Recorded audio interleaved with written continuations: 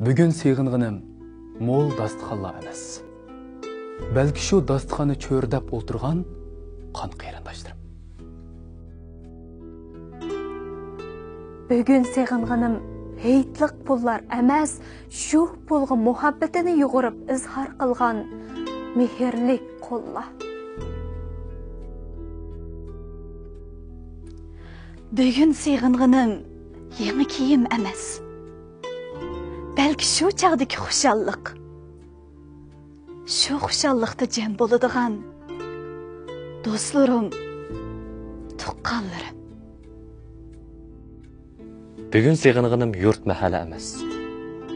Belki şu mahalledeki tumuş çıraylarning, qo'lim qo'shinlarning qizg'in tabriklari, chaqchaqlari.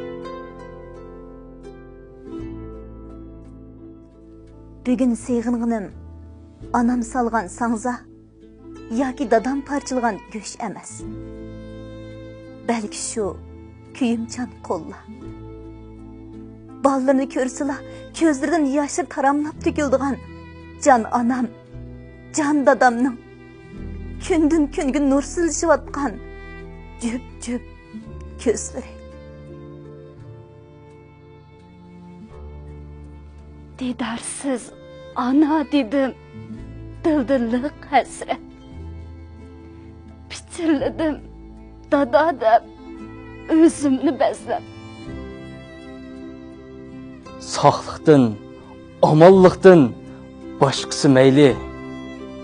Xuşal kündü ötmeyli, közlerini nemdep. Biz bu kunlarda eng bexatar, eng illiq, eng muhabbatlik makonning yanada oilamiz ekanligini takror his qildik.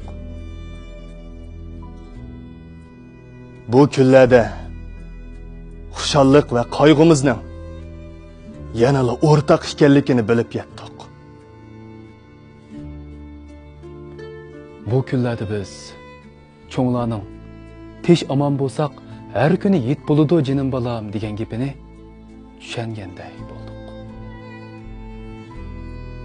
Bu kunlarda biz har qanday ishga sabr, chidam, taqat qilishning muhimligini, shundaqla moslashishning qiyinchilikdan qutulib chiqish yo'li ekanligini cho'nqur his qilmoqdamiz.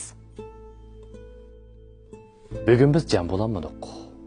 Ammo biz yanada bexatar. Bugün biz jam bo'lolmadik. Ammo biz sığınış ve ümit qo'ynida.